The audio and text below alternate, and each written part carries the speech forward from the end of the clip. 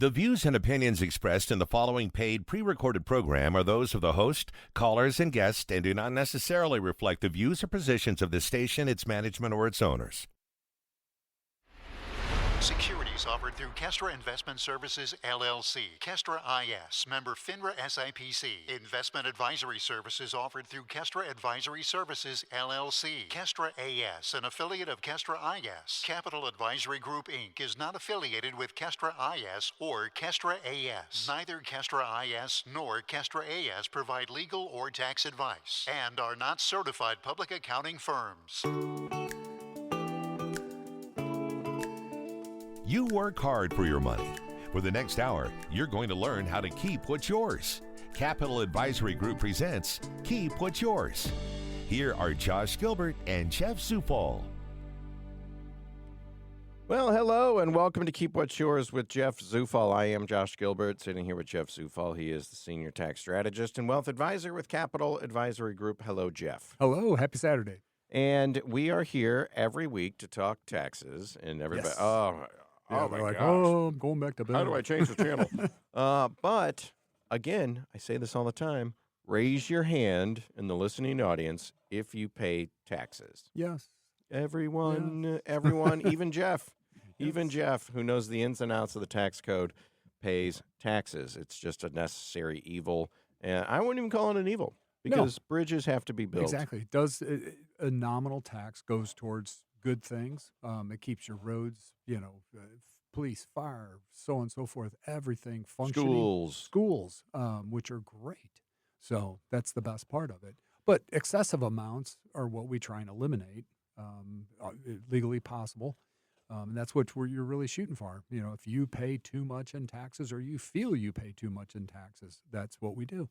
And that's what we do here on the show, is to remind people that, there are things written in the tax code that are made for us, us normal people. The bulk of the tax code is for billionaires and corporations. Yes. And, we have a couple of carve-off pages that are just strictly for us. Just for us normal people, it's about 7 pages in a, in a 7,000-page tax code. Novel. Yeah, and it's like, I don't need to know a 501c3. That doesn't pertain to me. I'm not a pass-through corporation. Nope. But me as an individual, there's 7 pages that pertain to me, and Jeff knows those 7 pages inside and out. And we've taken advantage of the tax code. You have to. And that's what it's all about. We are keeping more of our money in our pocketbooks, on our paychecks, in my retirement account, because that's what it's all about. Why pay more than what you legally have to? I remember a president said that one time. And he did. Frankly, he's right. And as long as Jeff has always said, as long as you're within the guardrails of the law, they put them out there, use them, of the tax code, whether we agree with it or not, if it's out there, let's take advantage of it. And I remember I walked into a Party City, and the lady behind the counter blowing up balloons, I don't know why she thought, when COVID was going on, they bumped up the child tax credit. Yeah. And I don't know why she thought that was, some sort of conspiracy, or if she accepted the money or cashed the check, then she would be on some sort of government watch list or whatever. List. Well, you are, whether you realize it or not. So yeah, right. Hey, we're on a watch list. They're probably monitoring us right now. More than likely. But there's nothing really I could do about it. That's right. But I wanted to say to her, because we've been doing the show all through COVID. I wanted to say to her, look, I don't care what you think this money is, and whether you don't agree with the tax, or you don't agree with this, or don't. It's your money. It's out there. Take it. And if you don't cash the check, can I? Yeah, can I have your side? Can I have your? Because it's not like you can send the money back. No, you can't. We've found that experiment. Some people said, "Oh, we're not entitled to it." We kept saying, "Yes, you are," and they're like, "Oh, we don't need it. Send it back in." It's not like they're going to go hand it out to somebody else. IRS just assumes that they took that money the whole time. Yeah. So even though we sent it back, it fell on deaf ears. So. And I heard McGraw talking about this quite a bit, and we've talked about it on this show, the senior tax freeze, property tax freeze for seniors. Some people agree with it. Other people, I think McGraw's like, look, it's going to come out of the schools. Whether you agree with it or not, if it's on the books. It's on the books. Yeah. then you should take advantage of it. And if you don't like it, well, when they discontinue it, then it'll stop. Well, St. Charles County, St. Louis City everything is in play. I think St. Charles County had a little issue with people were showing up and they weren't quite ready to do the paperwork. St. Louis County has County no idea how to do it. Has just scratched the surface, and they were like, hey, we are assembling the team. The website's sort of built, but I don't think it works yet, and they don't even know what paperwork to use. So if you're over 65 and your house is, I believe, in St. Louis County, less than 500 or 550, just hang tight. It's coming. They put out a couple press releases saying, hey, we're working on it. They have the funding apparently, so they can hire the people and get everything situated. So, and it's a disaster. I live in St. Charles County now. I grew up and lived in. You know what? I don't think I've ever had a permanent residence in St. Louis City. No, I've lived in the city. With other people. Yeah. But never really were an yeah. official city resident. So I've been a St. Louis County guy for 40 years until I moved out. So I love St. Louis County, but they have no idea what they're doing with it. But they give them the credit. We had it on the books, apparently. Then they kind of repealed it, but didn't tell anybody. Now it's back in play. It's got a little fine-tuning. But now they need to build the websites, figure out the process. You do have to apply for it, so it just doesn't arbitrarily. It just doesn't kick in. Just kick in if you're over 62. You physically have to fill the paperwork out, turn it into St. Louis County, get approved, and then they will freeze your real estate tax. And it's wherever we are 2024, the end of this year, is where it freezes at as long as you apply for it. And I believe you have to apply every year going forward. Going forward. Okay. Yes. So keep tuning into this show, and we'll give you the updates as they come down. As soon as we see something, we'll shoot it out there. But this is the microcosm. This is how Keep What's Yours works. This is how Jeff Zufall works. There's a new law on the books about senior property tax freeze. And if you don't fill out the paperwork and don't take advantage of it, you are leaving money on the table. You're giving more money in property taxes to the taxing districts than what you should. Yeah, it's not right, the state, right, wrong, or indifferent. You're giving more money than what you have to, and as the former president said, why pay more in taxes if you don't have to? Exactly. So whether you agree with the tax freeze or not, it's on the books, and if you don't take advantage of it, you're giving them more money than you have to. Yes. So, and I always say this. Look, I love paying taxes, except for sales tax. We'll talk about that later in the show. I just found out. Had a couple of experiences with that myself. About this sales tax endless cycle. Yes. But I love paying taxes because I know that it pays for the things that we need. Yes. But I don't love paying any more than I legally have to. Legally obligated to. Because if I pay more than I have to, they're going to take that extra $1,000 or that extra $1,500, or as we save with Finn School, we're up to like $2,400 a year that we get to keep. They're going to take that and they're going to spend it on something ridiculous. Yeah, I'm sure that you would probably not agree with, but right. So you know what? I can spend $2,000 better than they can. Yeah, frankly, and I'll use it to pay down debt. I'll use it to pay down the debt for my Disneyland vacation that I just went on. Boy, you want to talk about it. Up. Oh, yeah, baby. This is worse than my mortgage. Yes. But I can use it, but I've got the memories. That's right. I can use that $2,000 better than they can. And frankly, by keeping that money on my paycheck and in my pocket, I was able to go to Disneyland and pay an astronomical amount of money. So did you get the VIP passes? We got the Lightning Lane. Okay. Which for like once an hour, we get to go to the front of the line of something. Yeah. So, I mean, and that was, who knows how much more that was. My wife handles all that stuff. That's so, right. You just show up. I don't ask. I just say, hey, here, we got paid yesterday. I say, here's my paycheck. Yeah, that's yours. Can you leave me something for coffee? I got to pay for lunch next week. Yep, Can you leave $3. me? Yeah. Can you just give me $30 to get through the next 2 weeks? So that's how Keep What's Yours works. If it's on the books and you're not taking advantage of it, you're giving the government, whether it's state, local, federal, you're giving them more money than you have to. Yes. And would you rather the state have $2,000 or would you rather you have? It's be in your pocket is the best place to be. So Jeff Zufall, Senior Tax Strategist and Wealth Advisor with Capital Advisory Group, CapitalAdvisoryGrp.com. And I wouldn't have known any of this existed had I not gone in and sat down and had a consultation. 636-394-5524. Give Jeff a call. And it's the weekend, so I don't know if anybody's there right now. No. But leave a voicemail with your name and phone number and reach email back out them. to you Monday. They'll get back to you on Monday and schedule you. Get it on the schedule. Go in for the appointment and just hear what Jeff has to say, because you'll probably walk out of there saying, oh, my gosh, we could be keeping more money. We could be keeping $2,000 more a year. Oprah show. Ferraris for everybody. No. You get a tax break, and you get a tax break. So that's how it works on a microcosmic level. The senior property tax freeze, if you're not taking advantage of it, you're giving them more money than you have to. Yes. And that's what we do here every week. Now, we always touch on the news as well, so I want to do that. We've gone on a lot longer than I thought. So let's take a break and then come back, and in the second segment, boom, let's hit the news. And there's big news when it comes to inflation. Yes. Under 3% for the first time since 2021. Wow. Yeah.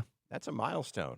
We'll do that on the other side of this. It's Keep What's Yours with Jeff Zufall, senior tax advisor and how did I bungle that? Senior tax strategist and wealth advisor with Capital Advisory Group. Yes. And the number again, 636-394-5524. Keep What's Yours continues with Josh Gilbert and Jeff Zufall. Well, back on the show, Jeff and I are sitting here, and we're talking taxes, and I got to say, it pertains to everyone. And you know what else pertains to everyone? The inflation numbers. Yes. And it's under 3% for the first time since 2021. Yes. Now, let's do a recap on inflation, because we've been talking about this for 4 years now. The inflation numbers year over year, ideally, would be 2.2%. Fed wants to be somewhere between 2 and 2.5% is their target. And that's kind of what it was before the pandemic. That's It's actually a little bit lower than that. Lower than that. Yeah. So every year things get more expensive by about 2%. 2% on average. When we run projections, we look at inflation at 2.5% consistently, like year over year going forward. And that's kind of like when we talk about, Gone with the Wind made $40,000. Adjusted for inflation, it was $40 billion. Exactly. So that's what we talk about when it comes to inflation, and that is kind of the gold standard, 2 to 2.5%. Yes. Now look at that as on an annual basis as a speedometer. So if you're driving down a highway at 50 miles an hour, it's not going to tell you where you were last year at that time driving down the highway. That's the odometer. That's the mileage you've put on your car. So if you look at this, we've gone from pre-COVID, 1.9, I think, is where we were. We've been as high as just shy of 10. 9.8. That was during the exactly the shipping snarls. Everything. Everything was a supply chain issue. Supply chain. Get that for 6 months. Have a nice day. But we got as high as just shy of 10, and now it's worked its way back down. So you go, hey, great, it's worked its way back down. But when you look at inflation, it's what the value was a year ago versus today. And a year before that, it was 10% more. So now it's 10% more plus 3%. So now it's 13% more than it was the year before that. Yes. And it was 9% the year before that. And everybody feels this, especially, the easiest place to see it is the grocery store. Crazy numbers. We talk about this all the time. You go, hey, is it really inflation? Is it corporate greed? Is it a combination? Don't know, but I know it costs more every time. I would say corporate greed. Every time you go, it costs more. And we say this all the time as well. Prices don't go back down. They very rarely do, and I don't know what that reset is to get the prices back down either. I don't think anybody does. If I go to the store, and not to pick on the peanut butter industry, but I'll just use it as an example. Your jar of peanut butter is now $1 more than it was last year. Exactly. They're not, the next year when inflation gets tamed, they're not going to lower it back. Instead of 3, now it's 4. Exactly. We'd just settle at that 4 number going forward. Maybe and then now it's 420. Yeah. And now it's, the next year it'll be 440. Yes. So it doesn't go back down. Yeah. We are where we are. So knowing that it's under 3%, that's great. But we made such a jump over the last Made 3 years. huge jumps. And they're not going to lower the prices. No, not at all. They'll pay $4. And So why would we lower it back down to well, $3? that's the other side of the equation is that those guys have a floor of people, analysts, that are saying, hey, somebody will not pay $4.10 for a jar of peanut butter. They'll go buy the competitors lower. They will keep it right under that threshold as they go forward. And as we talked about Pepsi, they sold less cans of soda, but they made about 7% more. And they all shook each other's hands, and what a and great got bonuses and the whole shooting match. Yeah. Well, they made more money by selling less soda because they raised the price. Because they raised the price. That's it. It's that and simple. Essentially, if you're somebody like me who doesn't really know how business works, I say, well, you did a worse job because you sold less soda. But they don't care. They don't care. They made more profit. They made more because money. A publicly traded company, their allegiance is to the shareholder. It's not to the general public.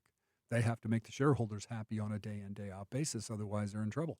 And maybe they'll find out, like McDonald's did, that when we jacked the price up too high, people stopped coming. People bought less soda, but they didn't buy enough less soda to actually make it hurt the profits. And then when it hurts the profits, then they all stand around and go, oh, we have an issue. We need to lower prices. What's going on here? Something. Duh. Yeah. Over the last 3 years, you knew what was going on. Exactly. But you didn't care because you're still making money. Yeah. So now and to back it up just a little bit, too, you got to look at in the height of COVID, which both administrations were forced to do it to keep the economy functioning. Otherwise, it would have been worse than where we are today.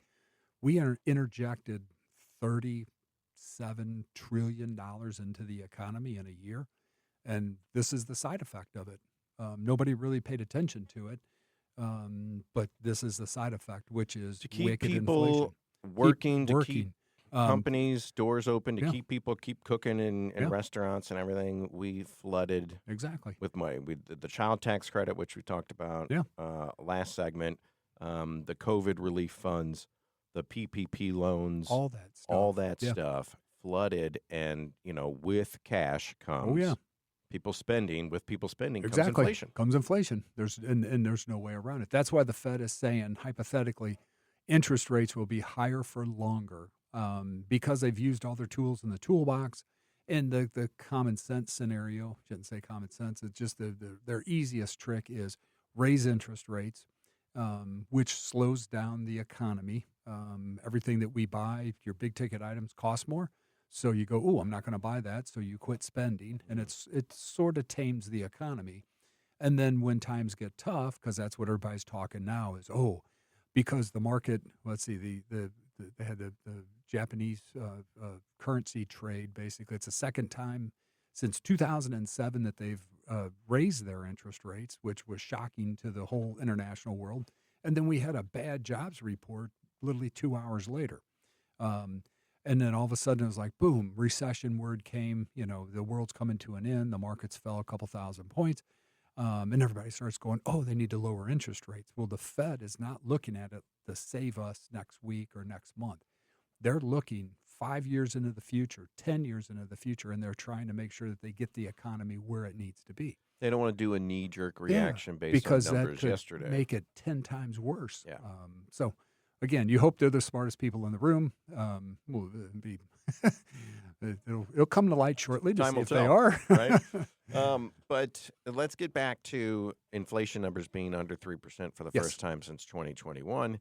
This time last year, things cost 2.9% more than what they did last year. Mm-hmm. The golden number is 2 to 2.5%. Yes. So we're getting is closer. Acceptable. Yeah.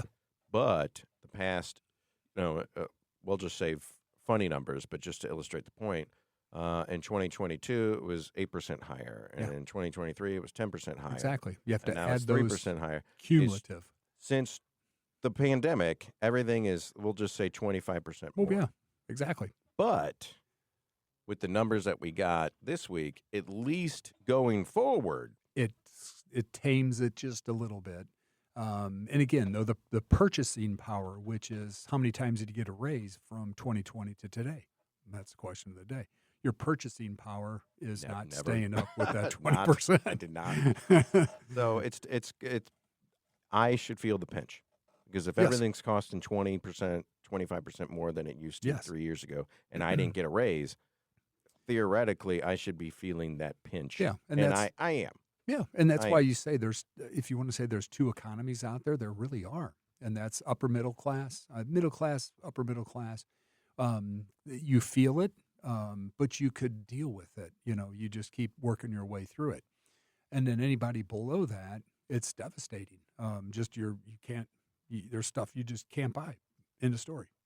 So Yeah. So that is kind of a real world look at how the inflation numbers have worked. It's step up and plateau, step up Yeah. and plateau. Yeah. They'll never go back down until I don't know. Pepsi decides that I don't know really, how they would ever get back down. They never really go back down. Yeah. So we are where we are. But with the news that inflation is under 3% for the first time since 2021, this is good news. This is good stuff. What's going to happen in the economy? So hypothetically, interest rates come down just a touch, which we did see, which is kind of an anomaly.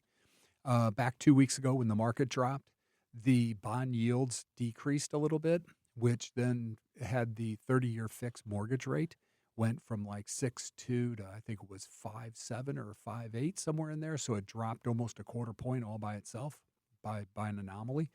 So that's the good news. So what takes place is if interest rates come down, a lot of people that are sitting on the sidelines go back to buying houses again. And a lot of people are like, oh, interest rates are going to come down, so I'm just going to buy it today and I'll refinance later. Maybe. Right. Depends on the economy. Really depends upon the economy. So, and again, will we go back to the 2.2 and 2.5, 30-year fixed rates? I think that was an anomaly. Probably never see that again. But if we settled in the 4s, maybe 5s, is probably going to be the norm going forward. Now, my interest rate, not to open my portfolio, but I'm at 2.75. Exactly. I will never move again. You can't. And that's a lot of people are sitting at a 2.5. I'll never refinance. 2.5, 2.7. There's zero reason. Unless you go, hey, this house is too big. We got to downsize. Or we need more room. We're running out of room. And you're forced to. And that's what we're seeing, where people, when they're forced to, then they will move and sell their house. But a lot of us, when we talk about the interest rates, we do it in the context of our mortgage. Yes. And is that the story here? Or when we talk about interest rates coming down, what else are we talking about? So, I talk about my mortgage. Yeah. So what we're talking about is Fed funds rate. That's what banks loan money to each other overnight. That is the federal, the standard federal interest rate. And this is business being business behind the scenes. Yes. So your mortgage, your credit card, they will follow in suit to that, but they are not derived from it. Your mortgage, the mortgage rate is generated from bonds. So whatever the bond yield, an average of the 10-year, 15, 30-year yields are, is what's going to set the mortgage rates. So when the Fed lowers interest rates, they're talking about the rate at which banks can loan each other money. That doesn't necessarily mean that they're dropping your mortgage rate, but it should theoretically, indirectly it does follow suit. Now, your credit card will follow to a T. If they raise rates, literally 7 seconds later, credit card goes up. If they lower rates, maybe 30 days, billing cycle, it'll go down just a touch. What's the Fed rate right now? I believe Fed rate is 5.25 as we sit. So, what are mortgage rates? You're running, I think, as of last week, 6.7, 6.5, somewhere in that range. Again, depending upon dollar size and what you're doing. So, and you talk to any real estate agent, you talk to any mortgage lender, they'll tell you 2.75%, which is what I've got, is unheard of historically. Exactly, because you got to realize from 2008, when the world came to a screeching halt. Literally in 2009, the Fed's concept to try to spark the economy to get it going was they ran interest rates to zero.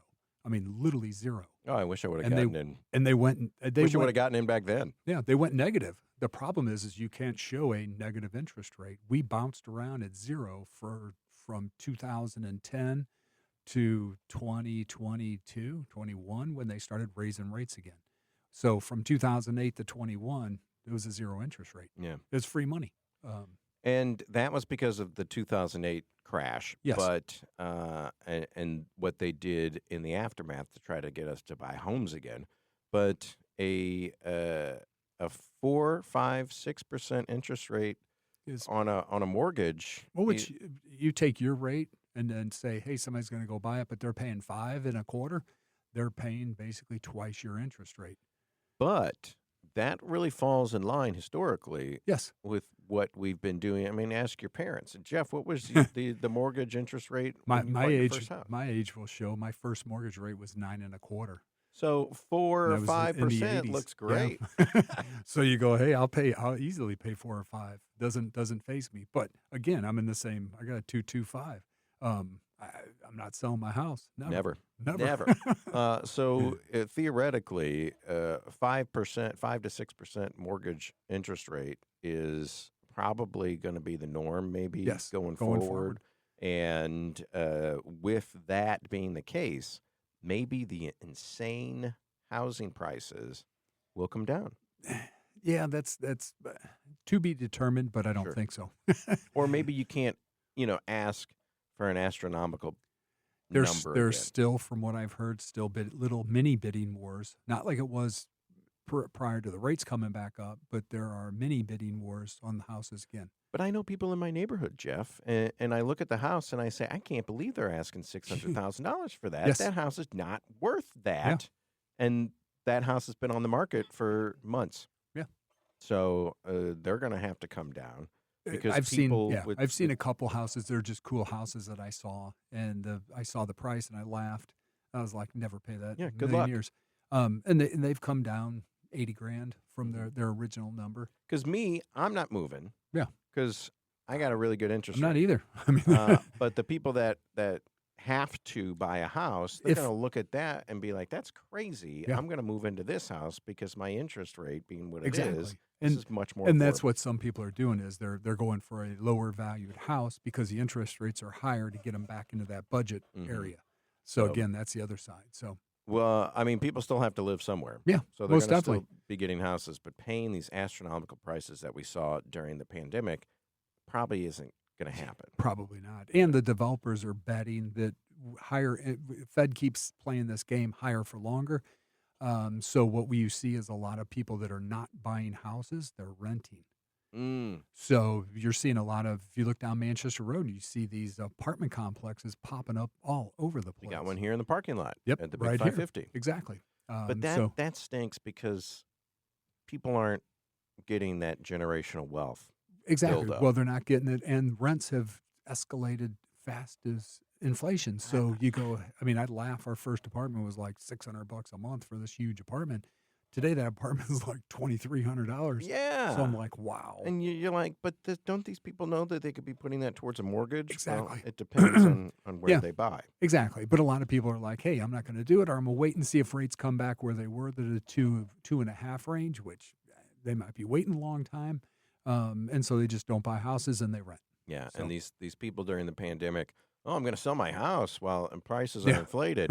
Well, you got to live somewhere. Exactly. So gotta live if you somewhere. sold your house today and you moved down the street, or you went and rented, everything cost. It's money out the door basically. So And I would think that as a wealth advisor, I'm not going to put words in your mouth. These are my words.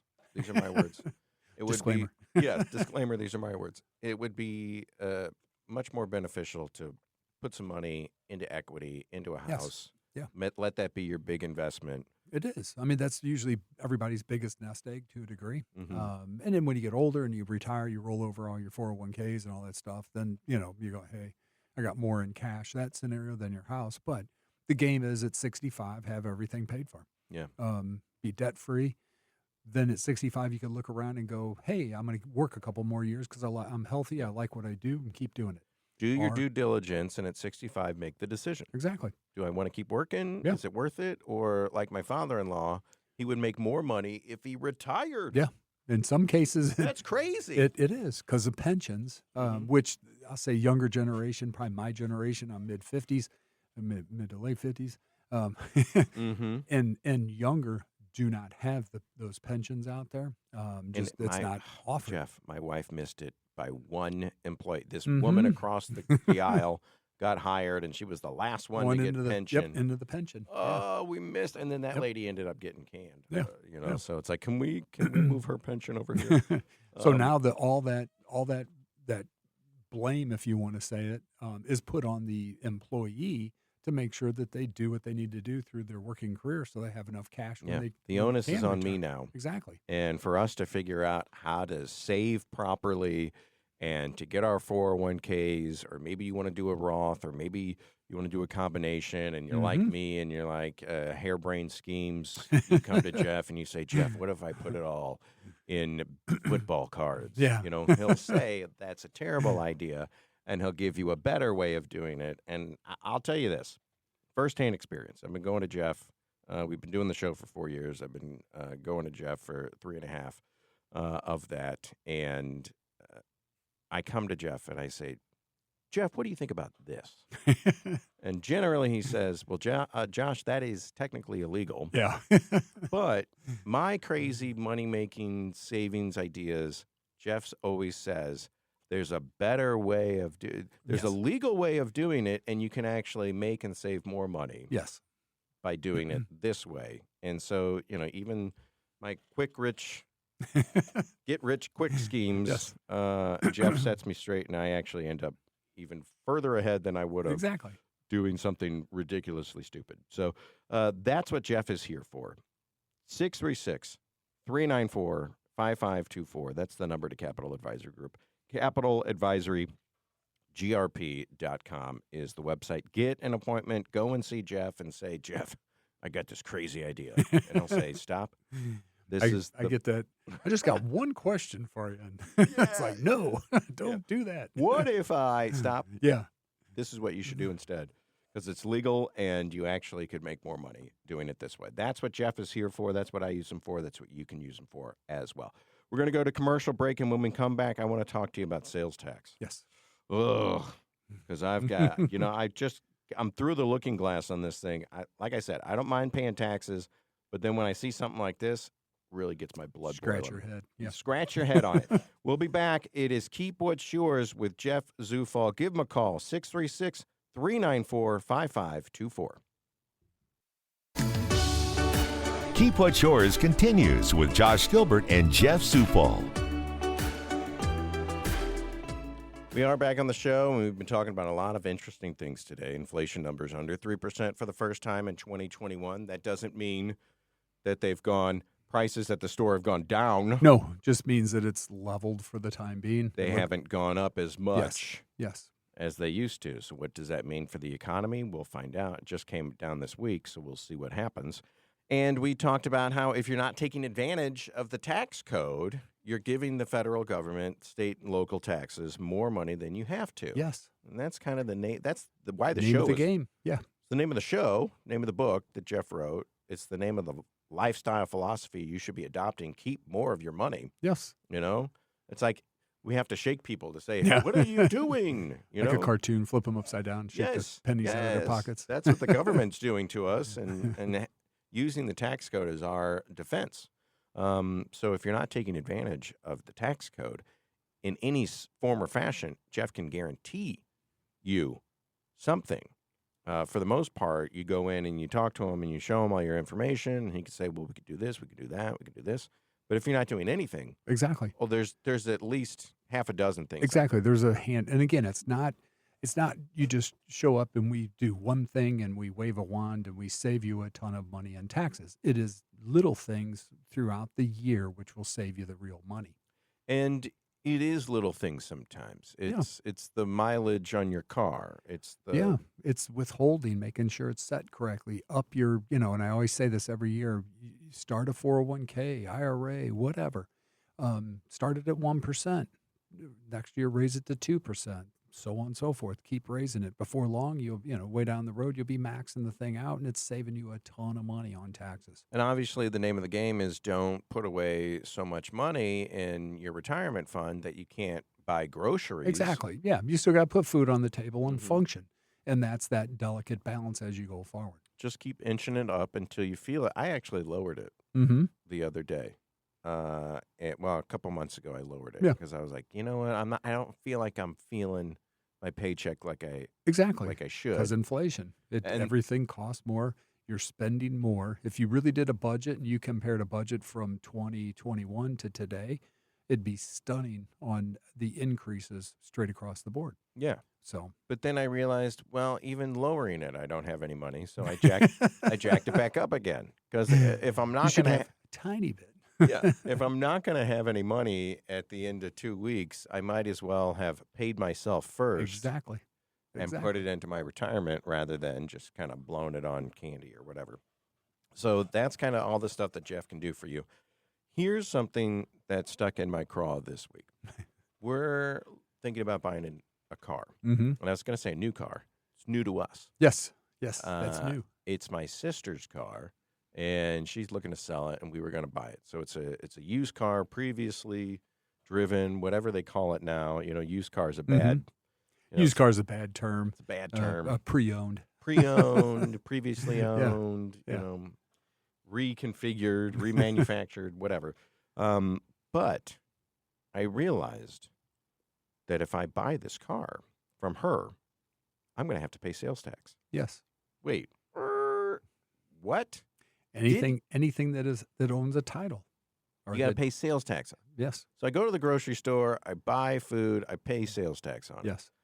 I go and buy a new car, I pay sales tax on that. But I buy a used car. My thing is, when she bought the car new, she paid sales tax. So how come when I'm buying it from her, I got to pay sales tax again? It almost feels like, is it state, local, federal? Somebody's double dipping here. That's the state. State and local gets a piece of the action. But yeah, that's your sales tax. So she paid sales tax to purchase it. She sells it to you. Hypothetically, it should depreciate a little bit, be lower value, but you're paying sales tax on that lowered value, if you want to call it, and you owe it too. So to me, it seems like someone buys something, they pay the sales tax on it. Yeah. We're done. Yeah. That's the end of, and if they decide to sell it off to someone else. And here's the hit in the head one more time. Now you have your personal property tax going forward, so you still have to pay a tax to say that you own it annually. That thing. So it does seem like and I asked you this off the air. I say, what if this car is, for one reason or another, sold 4 times in 2 years? It's going to pay sales tax 4 times. Every single time. Every person that buys it, the buyer is going to pay the tax on it.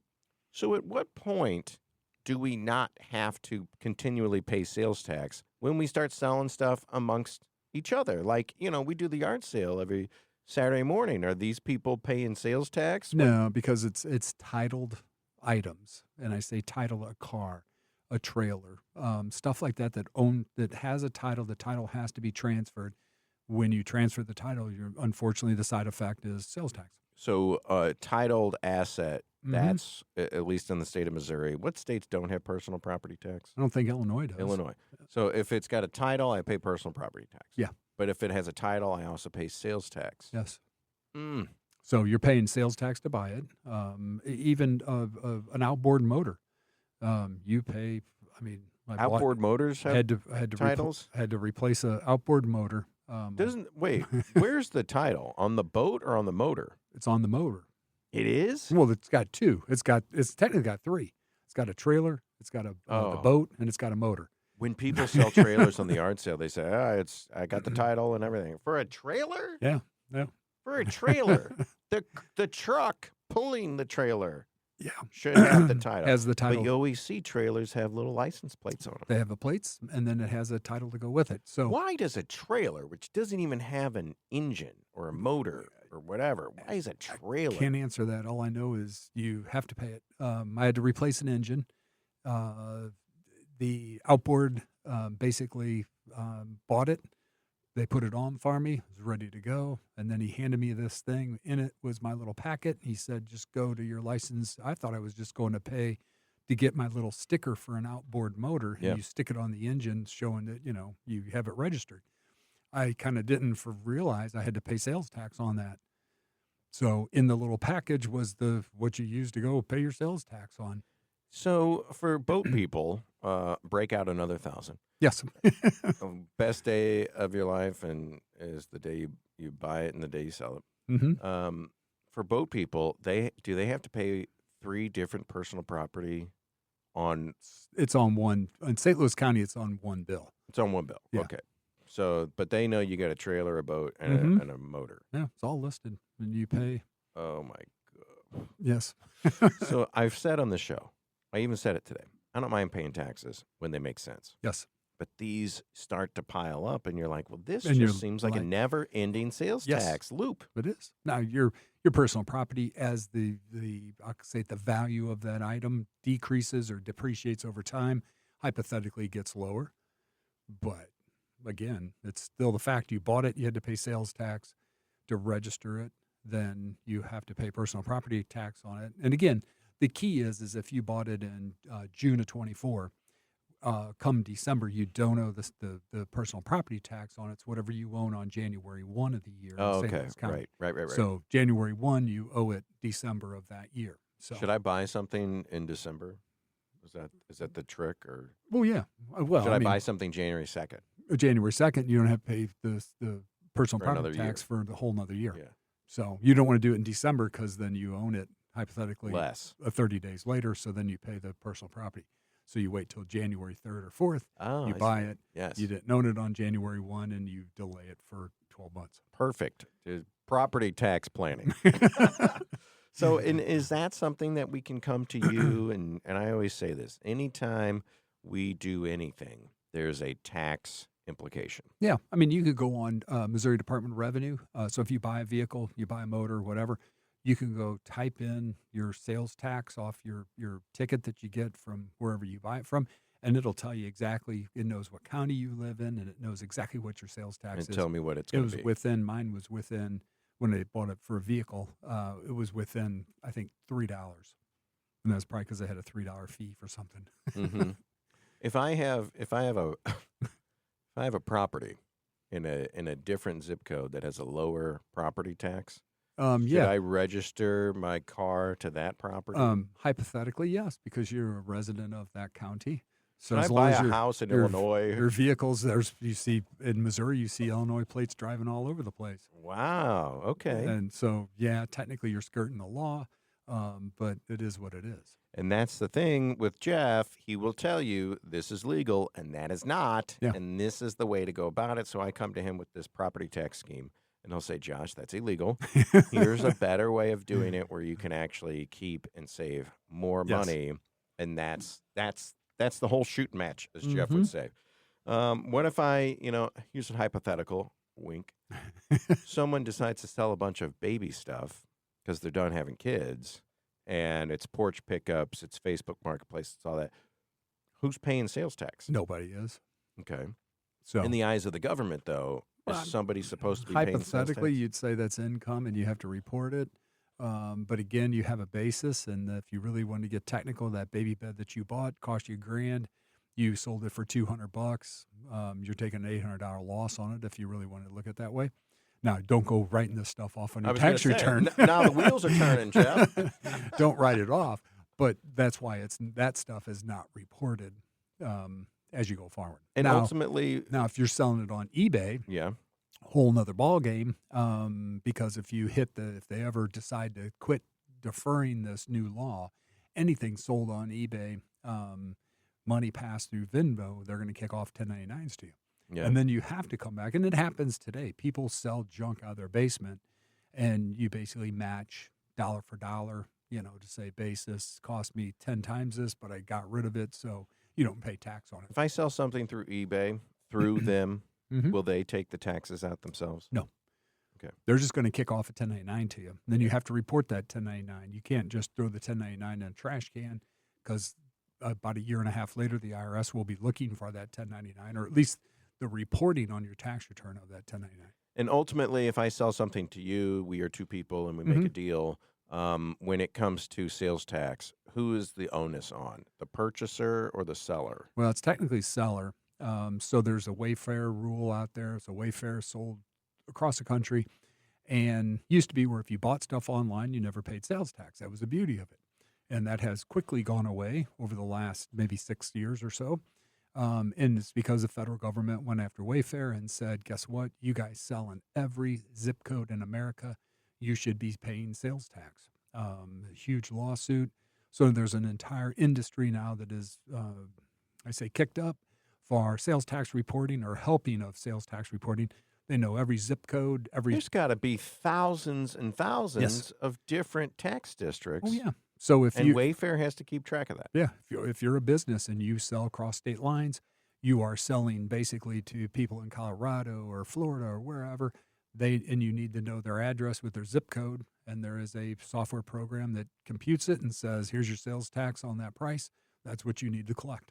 And with the onus being on the seller, is that why when I go to the store and I buy something and they say, with tax, it's this? Exactly. I pay them. You're paying. They exactly. pay the government. Then they report their sales Rather tax. than me, hey, you owe the government 7%. And I walk out of the store and I go, say, come get me. Yeah, come and get it. Okay. No, but that's that sales tax reporting. So some companies out there have to do a weekly sales tax report and then submit the money to the state.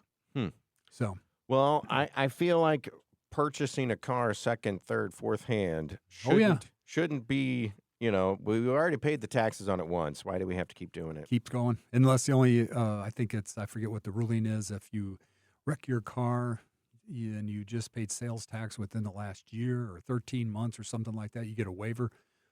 For the next purchase. To buy the next purchase. Okay. You get a waiver for whatever the value of that tax. I should total my car then. No, don't do that. See, that's why Jeff is here, to keep us from doing something stupid, and he could say, you know what, there's a much better way to do it. To keep more of what's yours. That's the name of the show. That's the name of the book that Jeff wrote, Capital Advisory Group. That's the lifestyle you should be living right now. Keep more of your money on your paycheck, in your pocket, in your retirement accounts, and less going on to the federal government. Yes. 636-394-5524 is the phone number, CapitalAdvisoryGrp.com. Jeff, thank you so much. Thank you. And we'll see you next week. You bet. You've been listening to Keep What's Yours with Josh Gilbert and Jeff Zufall, Senior Tax Strategist and Wealth Manager at Capital Advisory Group. To learn more, call 636-394-5524 or visit CapitalAdvisoryGrp.com.